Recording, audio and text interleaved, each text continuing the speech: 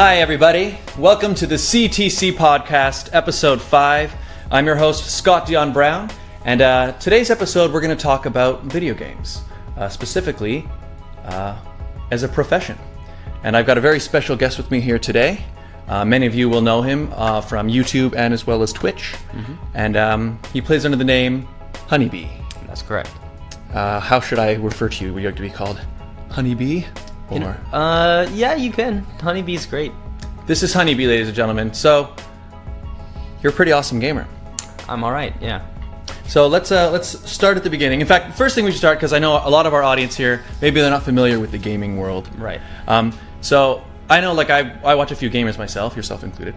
But I remember when I tell people that's a form of entertainment I enjoy, a lot of times people will say something like, why would you watch somebody play a video game? Right. And for me it's a weird question to hear, just because I'm like, well, because it's entertaining. But I mean, I guess to somebody who doesn't know anything about it, maybe. Right. So what are your thoughts on that? Well, sometimes when I think about it, I like to compare it to why would you want to watch NBA? Why do you want to watch someone play basketball instead of playing it yourself, right? It's because they're playing at a level far above what the casual person can do, and it's just entertaining, right? So for me, a lot of times when it comes to why do I want to watch someone play games, it's because they're providing a form of entertainment that's at a level usually higher than some of the masses can usually achieve.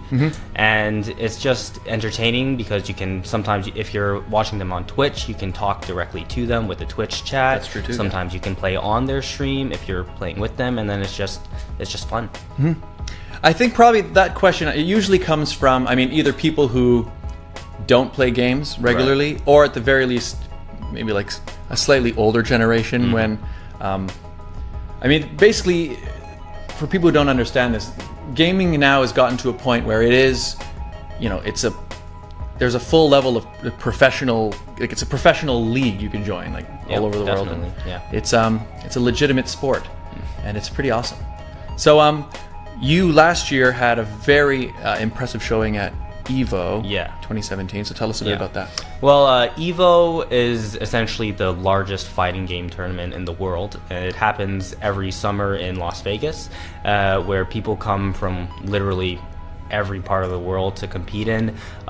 For the game that I play, Injustice 2, its first year at EVO because it was released May of 2017. Okay. So it was really big. There was about roughly 900 people that entered for the game that I was playing specifically. And for me, it was actually a really, really big tournament because at the time I was working a full-time job, 9 to 5, and I wasn't able to attend a lot of events prior to EVO, but I was able to attend EVO, and it was part of this big pro series where you got points to go to the finals and everything like that. And for me, I had to do extremely well at EVO in order to qualify for the pro series, and I ended up getting second place. Awesome. So we have a clip. Let's go, HoneyBee. 2 games to 1. Into nice, very nice. The back dash spins. The speed force trait. Boom, This should boom, be enough to boom. kill Let's go. Let's go. HoneyBee. That's what I'm talking about. He's just got to find one gap, and he opens the No, door. not again. He tried to grab again with the back to the knee burn. Oh no. Oh God, he's gonna put him in the corner. Back to it. Come on, HoneyBee. 3 pieces of meat Yes. in that. Yes. Oh my God. Oh. What is this? Yes. Yes. No. No. Oh my God, big time trouble. In there for the reason. No. Just wager. Oh my God. Oh my God. No. HoneyBee is in. Oh, okay, here it is. He wakes up. He risks it all. Doesn't care. He does have access to a clash. However, the 1v1. Oh my God. Oh, Can yes. he kill Come with on. this combo? Come on. Can Can he do it? The reset. Oh, let's go! Let's go! Into the That was so hype! with all the energy of the thousands of attendants. and Let's the go! Watching around the world, the Flash God Horn. Oh my God, the people's champ, baby! Most people who play games, the experience for most people playing games is either, when you're younger, you're in your living room in front of the TV or at a PC. Right. Very few people get the chance to compete in like an arena. So what is that like? How does that feel? Well, competing in front of like an audience of that many people, it doesn't happen too often, right? Because to have that kind of viewership, like live, it only happens at tournaments like Evo, and in order to get that far, you have to beat a lot of people to continue. So you don't get those kind of experiences too often. So it is a little bit nerve-wracking sometimes. Just you have to kind of like tune them out in a sense, so that you can just focus on what you're doing and just focus on the game and trying to do as well as you can. But it's exciting. It's incredible to have those kind of opportunities to do that. I never really thought I'd be able to get to that point when I had first started playing. But it's crazy. Yeah, it's great. Really, I mean, looking at that, it looks like any major sporting event. Yeah. So do they have, I don't know, do they have you in like is there a side area, like a dressing room or something like you prepare for? And, no, not really. It's more so so essentially the way a tournament works is it starts in pools where everyone, like, they're kind of thrown into like different areas, and you have to compete against other people, right? So that's kind of all in this like big room that happens. People are running it. They're telling you, all right, you have your match here, you have your match here, and it's just people kind of cramped up, like playing in their little sets, and like you'll have maybe like 5 people watching behind you, something like that. And it's not nearly at that scale. As you move further in the brackets and you get to like the top 8, whereas the final 8 players, then you move on to like the main stage, and like the main stage is in front of everyone. And at a tournament like this, everyone is thousands of people. That is so cool. Yeah. Well, there you go, guys. Where can people find you who haven't found you already? Where can people find you?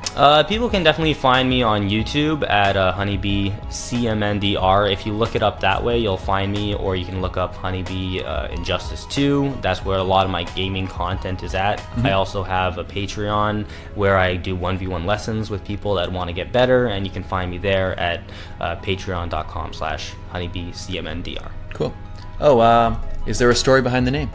Well, there is actually a story behind the name. I did have a video on my YouTube channel talking about it at one point, but it was essentially when you're a gamer, you have to come up with some kind of gamer name.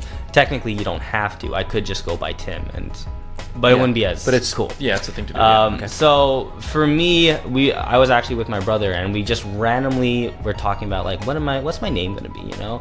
And at that point in time, I wasn't like serious about competing, you know. I was kind of just like, you know, I'm just gonna make something for fun, whatever, right? Yeah. HoneyBee is not threatening. It's not like, oh my god, I have HoneyBee, right? So I didn't really care at the time. We saw a video on YouTube about National Geographic Japanese honeybees kill a hornet by roasting it alive, and we saw the video, and I was just like, man, this is crazy. I'm gonna be HoneyBee. And like that's kind of just how it happened. Cool. I went to a tournament. They said, "What's your name gonna be?" I said, "HoneyBee," and they said, "Okay." You know, it's actually kind of cool in that, like you said, you hear it and it doesn't sound threatening. But the truth is, a bee can be very threatening. It can be. So you know, you come in and they don't know what to expect, and then suddenly. Yeah. And so your main character on Injustice 2 is the Flash. Yes. Yes. For people who don't know, I guess most gamers, you're pretty good at like a particular player or a few different players, or usually. So how did you pick the Flash? Well, the Flash, he was in the first iteration of the game in Injustice 1, and I picked him up mainly just because I really liked the character. I used to watch Justice League when I was younger, and I just thought Flash was cool. I always loved just like the superpower of speed. I just thought it was cool. So I wanted to play Flash. I thought it was really fun. In the first game, he ended up actually being like very, very, very strong. Like he was one of the best 5 characters in the game. So like I was just like, yeah, like there's no reason for me not to use him when I love the character, I love the play style, and he's really strong. Now in Injustice 2, he's not as good as he was in the first game, but I still wanted to use him, so I still went ahead and used him. But now I play like a bunch of other characters as well, for some of the matchups that Flash may not do as well in. So like I play like Starfire, I play Dr. Fate, Supergirl, Black Manta. There's a bunch. Cool. Yeah. Yeah. Oh, for people who don't know, I guess I should have mentioned that. Injustice 2 it features all DC characters, right? Yes, correct. So even if you're not into games, you may know the DC Comics, the DC comic universe, and it's all people from that. I know the Ninja Turtles are in there. Yeah, I was about to say there are guest characters like Hellboy, like Mortal Kombat characters, Raiden, Sub-Zero, and Teenage Mutant Ninja Turtles are in there as well. I've always been a Ninja Turtles fan, so I noticed that on there. Okay, so now since this is about gaming, and hey, maybe some of you people are like, where's the value in watching somebody play games? Well, we're going to show you right now. We're going to play a game. Okay. However, this is a game that this is a new game actually. It's a pretty cool game. It's called Megaman Arena, and what it is, it's a fan developer basically who made this game. Oh. Yeah, and it's featuring the characters from the original game Mega Man 2 from like the 80s. So the controls are more or less the same, but he's made it into like a fighting game. Anyway, neither of us have, because you never played this before. Never. And I played it for the first time today, like an hour ago, just to make sure it was working. So, so you have some head start on me. yes, exactly. I planned it this way. Now, do you know if the D-pad is for movement or the... It's the D-pad, yeah. I think it's the D-pad from and then A shooting, X is A's jumping, X is shooting, and then these two are specials. Okay. That you'll Sounds see good. in there. Okay, so let's get this going. So Mega Man 2. So now you can choose whichever character. Oh well, you I want. want to be Mega Man. Sweet. Now I was playing earlier today. I noticed that Quickman is really fast. Quickman? Quickman. Oh, maybe I should be Quickman. Oh, you already picked Mega Man. Okay, I'll be Mega Man. Should I be Quickman? Oh, no, okay, now you can change his color if you want, if you push the special keys. I like default. Okay, I actually prefer Quickman in his default as well. Okay, so now we can pick the level. Did you know Quick Boomerang deals 3 damage per hit, but the homing boomerang only deals 1 damage? Okay, so now we can pick a level. Let's pick one without really any holes in it in the ground. Okay. Hang on, why isn't the select button working? Oh, there we go. Let's just do one of these. Okay, so people, this is a really fun game. You should check it out. Let's see. Okay, no holes in the ground. No holes. So I'm on the left, you are on the right. Ooh. Now watch how fast Quickman is. So right now I'm zoning you, projectile. I'm gonna use my specials over here. Using my space control neutral. Okay, I don't. Oh. Oh yeah, that's Where'd what my your dog come specials. from? I think when you push the special key, that's one of your special abilities. All right, that's cool. I like that. I'm getting my bottom handed to me right now. And normally this game has sound, and I'm dead. Ooh. Normally this game has sound, but we're having some audio things, but you know, our voices are much more entertaining anyway. So is that the end? You Did just I win? won that one. Oh. We can rematch that one. Nice. All right, here we go. So what was your favorite game when you were growing up? One of my favorite games growing up was actually Spider-Man 2 for the Nintendo GameCube. Cool. I was like, I'm a really big like Spider-Man fan when it comes to like games and stuff like that. Mm-hmm. So I'm really looking forward to the new Spider-Man game that's supposed to come out at some point this year. Wow, that was fast. It was kind of fast. All right, let's do one more. We'll do one more. Yeah, so continue. Yeah, so like I just really enjoyed those kind of games. I grew up on Nintendo games for the most part. Mm-hmm. Yeah, me too. Are we rematching or? Let's go. Let's pick a new character select. Sure. Right. Woodman. Sure. I'll try Metal Flashman. Oh, I have to play Flashman. Do it up. Okay. Press S1 or 2 to select. Okay. Different stage. Oh, you're picking a stage this time. Oh. Woodman. Okay. All right. What does this guy do? Oh. Ooh. Oh. What do I do? Okay, I cannot aim down. I think I like where you are.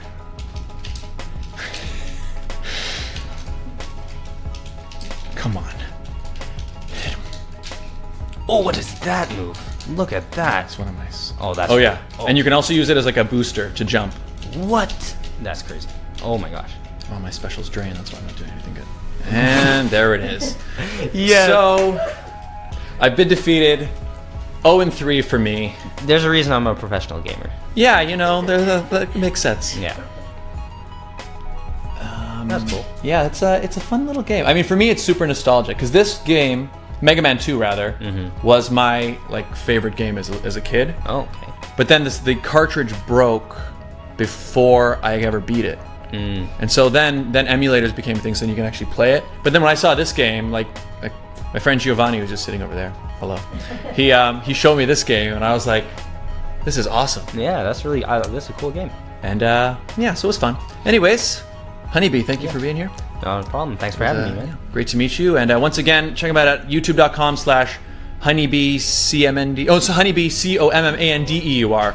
And actually, I put it in the description of this video. So check out his channel. Go subscribe to him on YouTube, and check him out on Twitch as well. And this was a lot of fun. Yeah, thanks. So thanks a lot for watching, guys. We'll see you next time on the CTC podcast.